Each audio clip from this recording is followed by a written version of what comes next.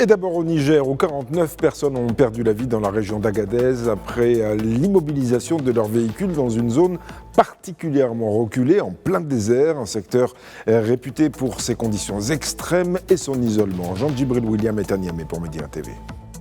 C'est dans une zone située à 80 km d'Assamaka, petite ville de la région d'Agadez, qu'un camion transportant une cinquantaine de personnes serait tombé en panne. Le véhicule, en provenance du Mali, faisait route vers le Niger pour la célébration de l'Aïd el-Adha. Privés d'eau et incapables de réparer la panne, les passagers, tous de nationalité nigérienne, se seraient alors retrouvés pris au piège. Selon le gouvernorat de la région d'Agadez, 49 personnes seraient ainsi mortes de soif et du fait de températures extrêmes. Les deux seuls survivants auraient quant à eux dû parcourir une cinquantaine de kilomètres à pied avant d'atteindre un point d'eau et de rejoindre ensuite la ville d'Assamaka pour y donner l'alerte. Les autorités, arrivées trop tard, auraient néanmoins réussi à porter secours à un autre camion, lui aussi victime d'une panne à quelques kilomètres des lieux du drame. Un coup du sort qui a permis de sauver une soixantaine de passagers bloqués depuis 3 jours en plein désert.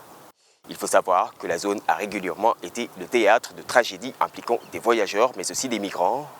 En 2013 déjà, 92 candidats à l'émigration sont morts de soif près de la frontière algérienne après la panne des véhicules qui les transportaient à travers le désert.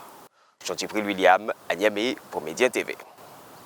Au Sénégal, les coupures d'électricité à répétition compliquent décidément le quotidien des habitants et aussi des entreprises et alimentent également la colère.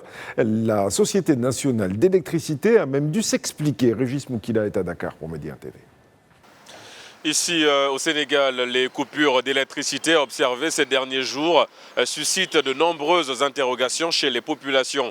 Notées dans plusieurs quartiers de la capitale, ces perturbations affectent le quotidien des ménages et ralentissent certaines activités économiques.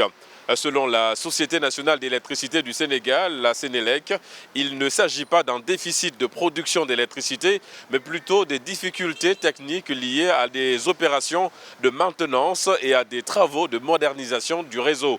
L'entreprise évoque également une forte demande en énergie accentuée par les températures élevées ainsi que l'indisponibilité temporaire de certaines installations de production. Si la Société nationale assure que ses équipes sont mobilisées pour rétablir la situation dans les meilleurs délais, de nombreux Sénégalais, quant à eux, continuent d'exprimer leur mécontentement face à la répétition de ces coupures. Ici à Dakar, Régis Moukila pour Média.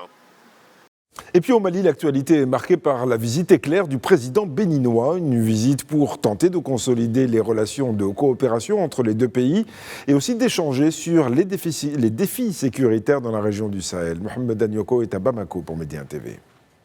L'actualité au Mali, c'est la visite de travail et d'amitié effectuée hier mardi au Mali par le président du Bénin, Romuald Wadani. Cette visite intervient après sa première visite diplomatique au Niger et au Burkina Faso, deux pays de l'Alliance des États du Sahel.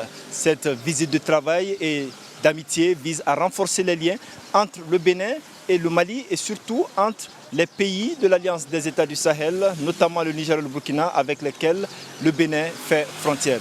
Il s'agit aussi pour le tout nouveau président du Bénin de discuter avec ses homologues de ces pays de la question sécuritaire, notamment dans le Grand Sahel. On sait que très récemment, en tout cas, des attaques terroristes sont perpétrées, notamment dans le nord du Bénin, où des camps militaires sont attaqués par des groupes terroristes qui écument le Grand Sahel, notamment au Burkina, au Niger et au Mali. À Bamako, Mohamed Danyoko pour Média.